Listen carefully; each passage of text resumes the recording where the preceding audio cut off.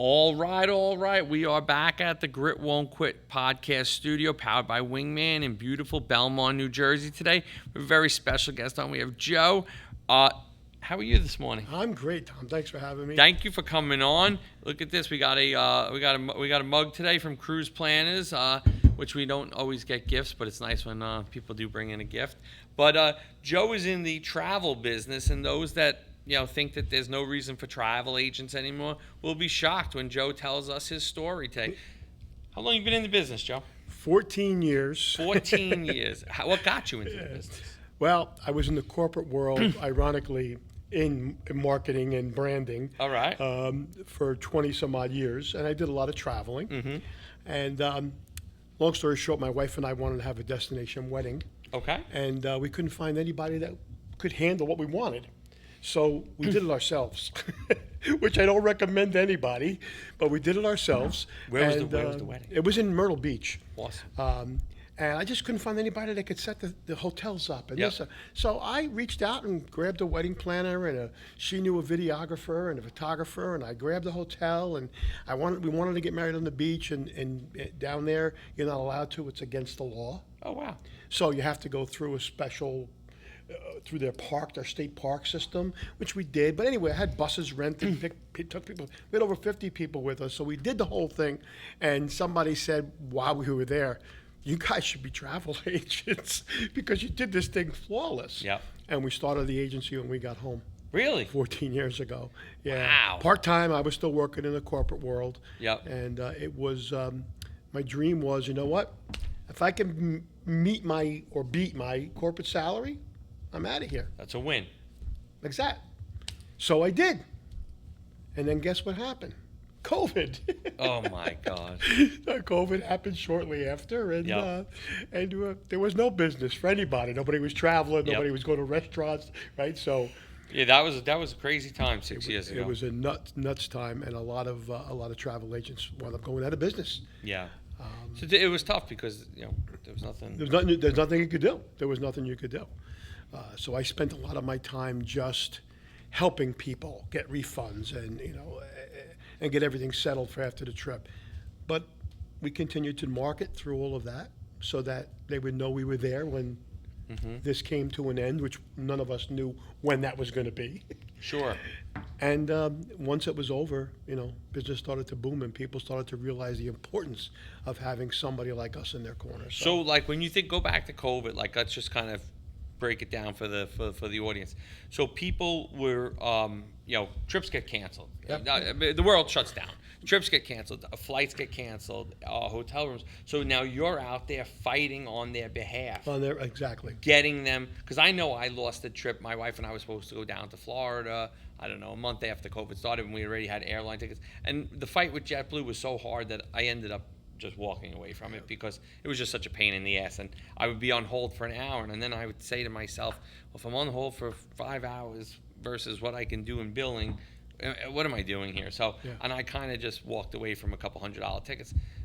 No one likes to walk away from anything, but No, it just became a mental, kind of thing. So I just kind of walked away. But so now you're fighting for these people that booked through you. Yeah, we were fighting with them, get their money back from the hotels and their Yep. money back from the airlines and money back from the cruise lines. And we were very proactive prior to everything shutting down. And we told all our clients, this doesn't look good. There's a good possibility that everything's going to get shut down. Mm-hmm. I would rather see you cancel now Yep. before everything shuts down, and let's get your money back. Sure. Because I know we're going to be fighting with thousands of others. Yep. And let's reschedule this at another time, but let's get your money back. Sure. And a lot of my clients listened to me and said, you know what, Joe, let's do right. that. So we canceled, a lot of them canceled prior to the thing getting shut down, the world getting shut down. Yep. And they got their money back. That's great. And then I had, of course, others that, I'm going to hold out to the last minute. I had a big group going to Italy and Greece. Oh, and they were like, no, we're going to hold out to the last minute. And I have a friend in Italy who's telling me, you don't want to come here. Yeah. So The hard part when you have a group, like when you have a couple or even four, it's easy to get them on board. But when you have a group, you got that one guy who knows everything. yeah, exactly. You know, There's always one. there's always one. There's So always one. that's funny. So now, so it's COVID. You're doing the refunds. You're doing getting them right. So now post COVID, you're coming out, and now people are starting to travel again. People are starting to yeah. get the itch. Yeah. So now, how do you generate all your leads and your business, and how does it come through? Most of our business is either through our social media because we're on every major platform. Our website is a big draw. We get a lot of people through our website, but a major part of our business is referrals. We have a lot of people that who have traveled with us in the past, pre-COVID, and then right afterwards, who say, "Oh, my aunt's going. My cousin wants to Yeah, go. My sure. neighbors want to go. Or my Elks Club wants to put a trip together." So that's where most of our business comes in and comes through. And we have a great follow-up system when people come back. Sure. Automated emails. Welcome back. How was your trip? Send us a 5-star review. Yeah, give us a Let us review. know. How was it? How was our service? How was the place you went to? Tell us all about it. So, listen, you're in the business of recommending hotels and places to go. I mean, you can't be at every one. So how do you vet out the process so that you don't put somebody, at a place that, yeah. not So very- I've been to a lot, and I belong to a network of probably 4,000 travel agents all around the country. cool. And we conference call, not all of us obviously, but every week or so we have meetings. And so if somebody goes, "Hey, I was just at this resort in Punta Cana, it was phenomenal, 5 stars." I mean, so now that goes back at that's in our memory bank that this was a great hotel. So when somebody's looking for something, and it also depends on what they're looking for. Is Sure. it looking for a honeymoon? Are you looking for a romantic getaway? Are you looking for a family trip? Are you trying to bring your group someplace where Yep. it's party time? We know. It's a matter of 14 years experience of dealing with a lot of these hotels. I've done destination weddings, and I have fought with hotels over, what this bride you were told she was going to get and she didn't get. Now Yeah. now you have to make it up to her. So And you go to it's bat for your clients. absolutely, I absolutely, could tell. absolutely 100%. I could tell. Absolutely 100%. You're their wingman. Yeah, exactly. There you go. There you go. Name's on the wall. Yeah, there you go. But you are there. I have a feeling you have their Yeah. back, that you Yeah. you push for what they bought. Yeah, I'll give you a real quick story. Yeah. I had a lady who called me up. She was crying, and she was recommended to a travel agency and to do her wedding. Okay. And when the contract came, they told her that she needs to sign it right away and get this thing booked. And she's like, "Well, I want to see it, Oh, don't worry about it. We're going to handle it, blah, blah, blah, blah." She said, No, I want to see the contract. So she got. That's fair.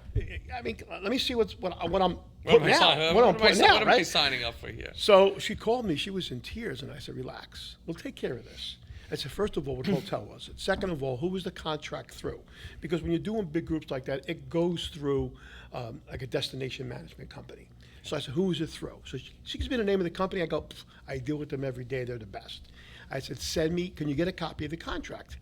Tell her you want your attorney to look at it." So she said, "Okay." So she gets a copy of the contract. She sends it to me. I see all the details. You're now the attorney.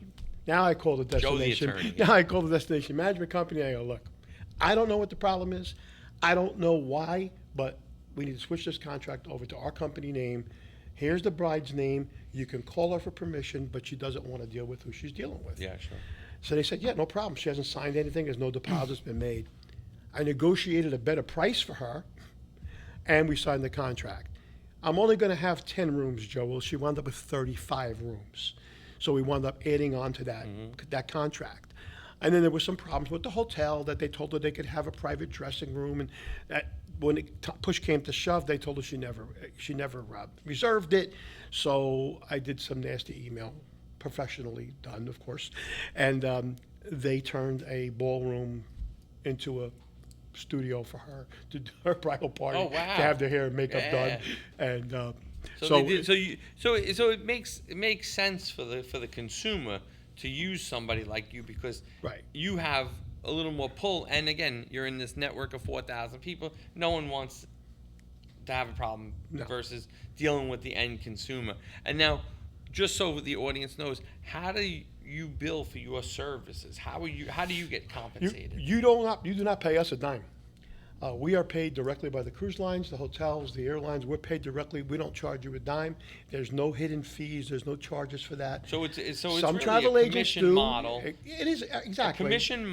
model from the hotels and from Right, the cruise lines. and it's built in. And They're used to paying a Exactly. commission They're for paying work that's it. going to happen, or if they're not using it as a commission, they're going to use it as a marketing. Right. Either they're going to do an ad in some online, or Exactly. their pay-per-click advertising. So really, you're just essentially a marketing channel for these guys. Yep.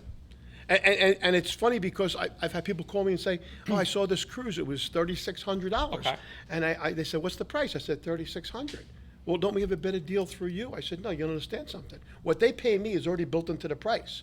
So you're going to pay directly to them $3,600, but you're not getting the benefit of having a travel advisor handle that for you. Sure.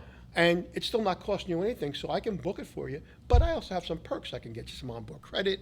I can get you other things that we offer, through that cruise line." I said, "But the price is the price. There's no, Yeah. people, you go price shopping. Go price shopping.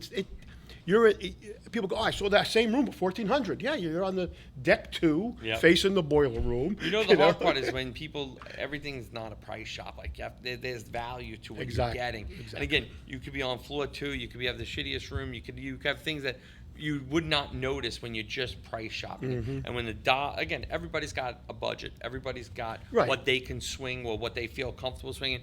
But like at the same time, you got to look at some of these things, because otherwise you'll end up Exactly. like in a worse spot. Exactly. You have to compare apples to apples too. Yeah. I had this the other day with somebody who said, "Oh, I got this room. It was a guarantee cabin."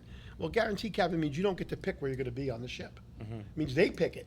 So you don't know if you're going to have You're guaranteed to be screwed. Yeah. So I said, if you wanted that, I would have gave you that. But you're traveling with a family. There's five rooms. Yeah. I priced it out for you so I could get you all on the same deck. So Yeah. you're all near each other. Maybe Yeah. not right next door, but you're all in Sure. the same area. Although maybe he wanted that. Maybe. Maybe he wanted. I don't want to be with the Family of you know? 5. Go to deck 2. Let's go. I'll see you for dinner. That's true.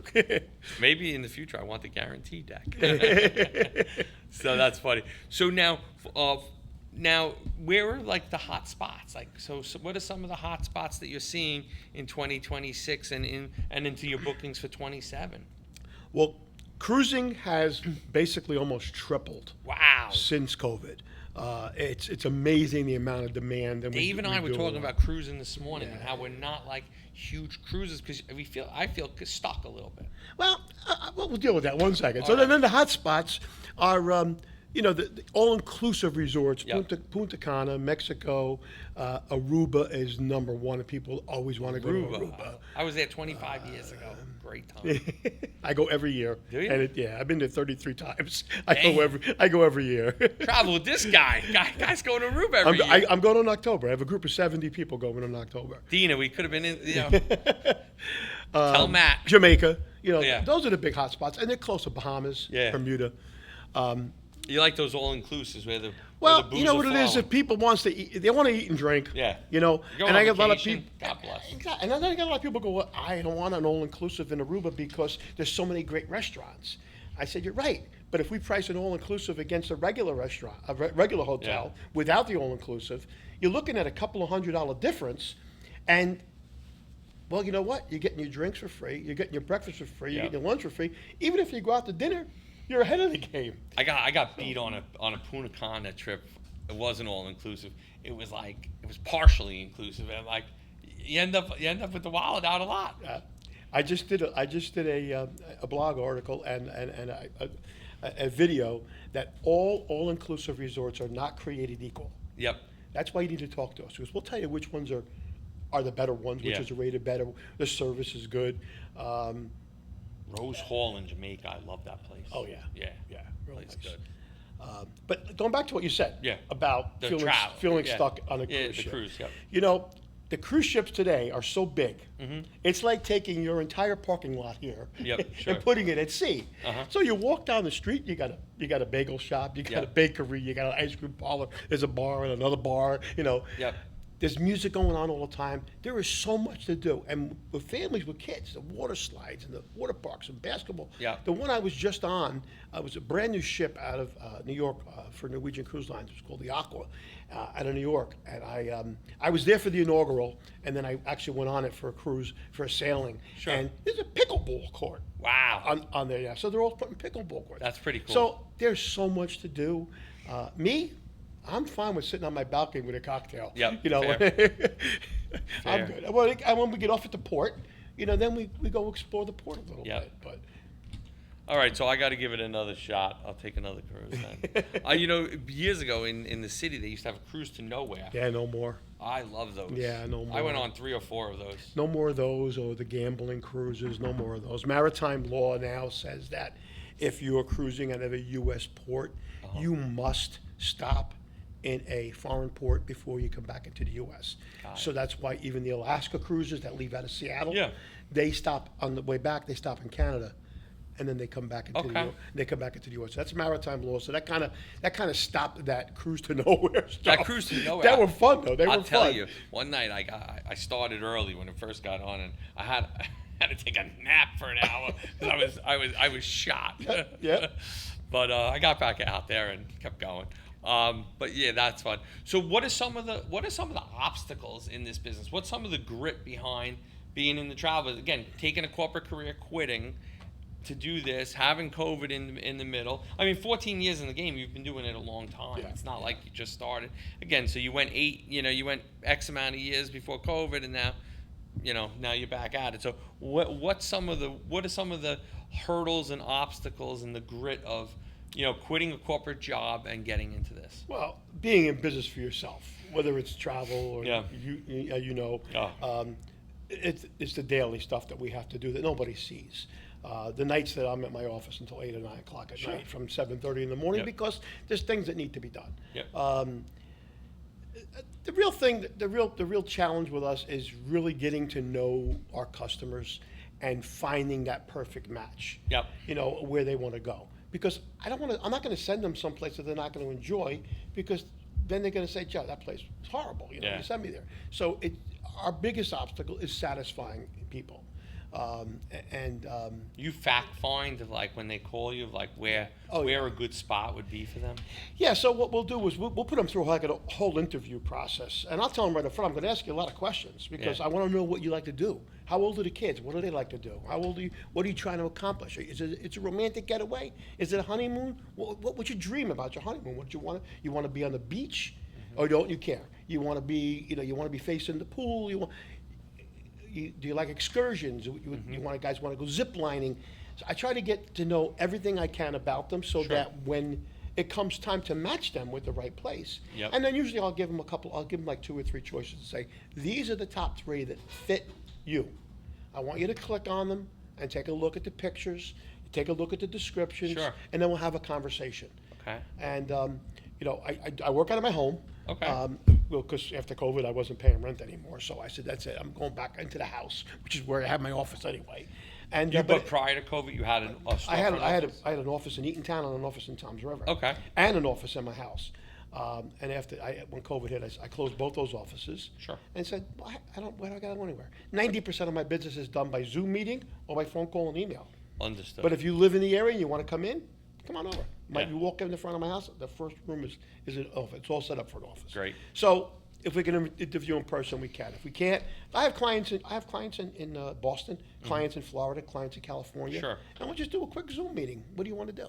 So that's the big obstacle. Besides all the business stuff that you and I know that have to get handled. Yeah, sure. The bookkeeping and the social media and. There's always something. Yeah, I'm very fortunate in the fact that a little over a year ago, I joined the Cruise Planners franchise system. Prior to joining Cruise Planners, I was on my own. Okay. And I have my own IA, my own CLIA number, which is what you need to do bookings. But a year ago, prior to that, I was kind of investigating them, and a year ago I joined them, and they handle everything for us on the back end, our websites. We have a social media platform. We have automated emails that go out to remind people the final payments are due. Sure. So this was it took a lot off my plate, and let me spend more time servicing the client. So That's it was a great. big move So for it me. made sense. Yeah, absolutely made sense. So, yeah, it's a franchise, and they've been around a long time. Yep. And the team behind it is great. That's awesome. So, what do you tell the person who's in corporate America right now that kind of hates their job about starting out on their own? I, I would absolutely, I would absolutely recommend it to anyone. I Did you- caution you to take an internal look at yourself, though. At are you disciplined enough?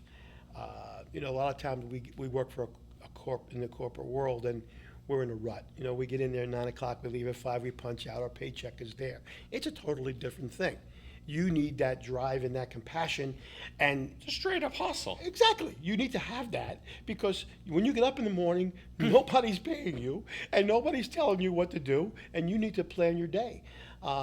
And I did it. I started it part time while I Yep. was still in the corporate world, Yep. And my goal was clear.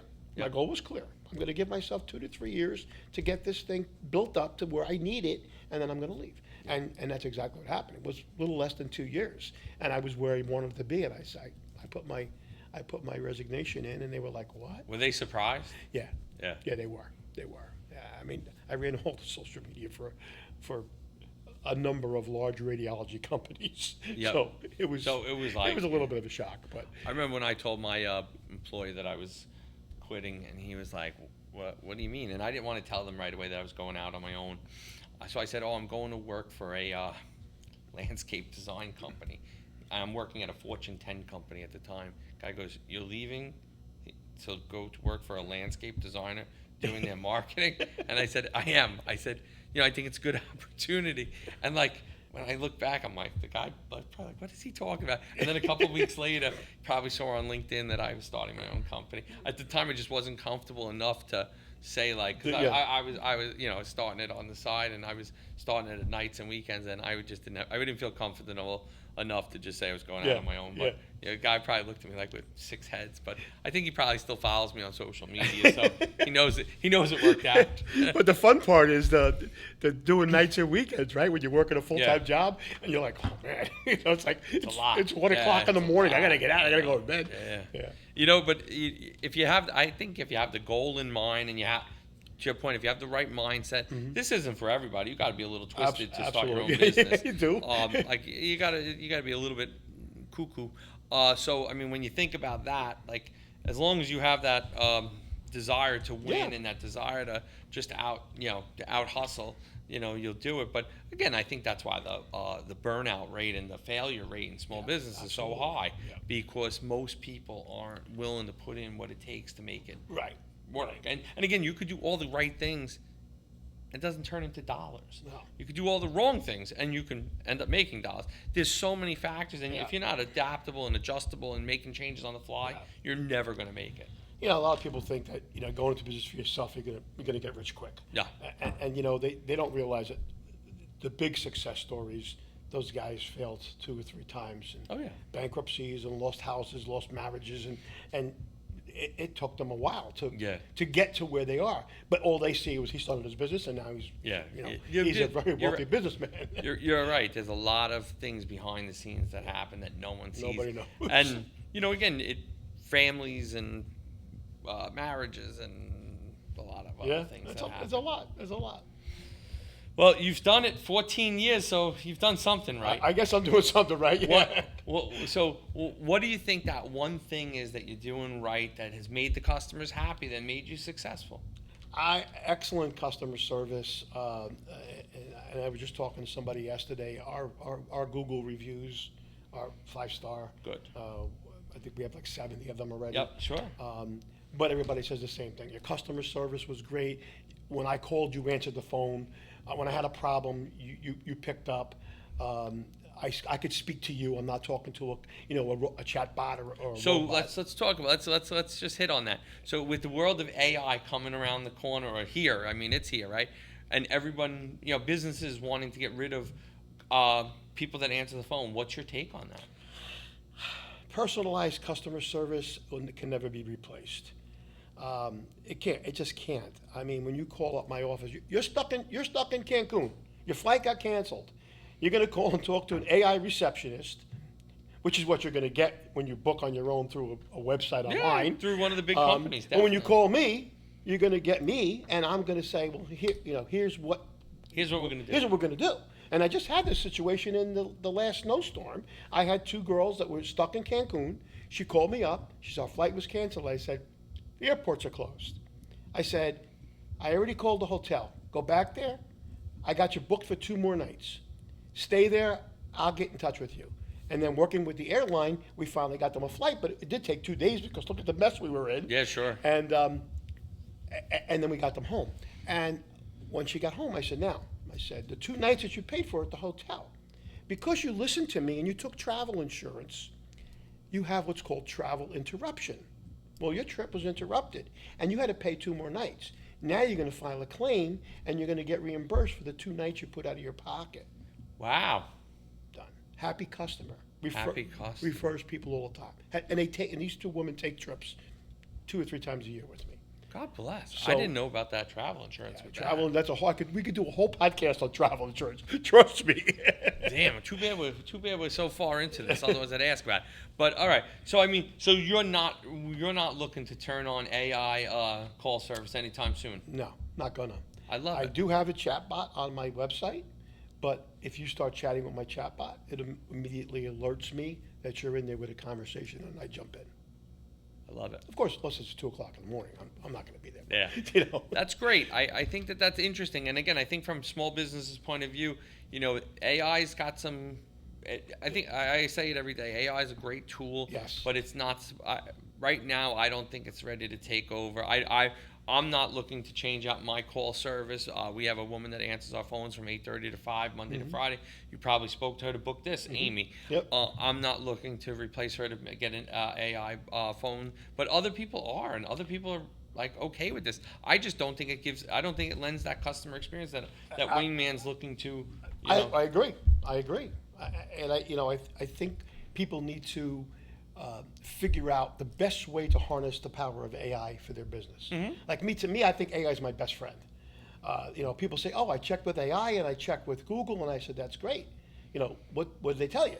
And they tell me, "Okay, great." And well, that's wrong, and that's wrong, and the worst is the people that just take it at face value, because that same stuff happens to me. Yeah. And I'm like, okay, but that's actually not correct. But then some people that don't come and ask a professional like you or Right. or I, and then they just go with that information. Yep, exactly. It's crazy. It's nuts.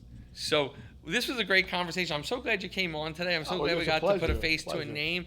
Let people know where they can find you online, on your socials, any way you want to get connected. So all the social media, Instagram, Twitter, Facebook, LinkedIn, it's JBL Travel Group / Cruise Planners, and our website is jbltravelgroup.net, and our phone number is 732-831-5200. And you'll get Joe. And you'll get me. You might occasionally get my wife, but you'll get me. Awesome. Joe, thanks for coming on today. My This was pleasure. a great My- chat. my pleasure. I really Great. appreciate it, and keep doing great things, and I look forward to talking to you soon. Same here. Take Thanks. care.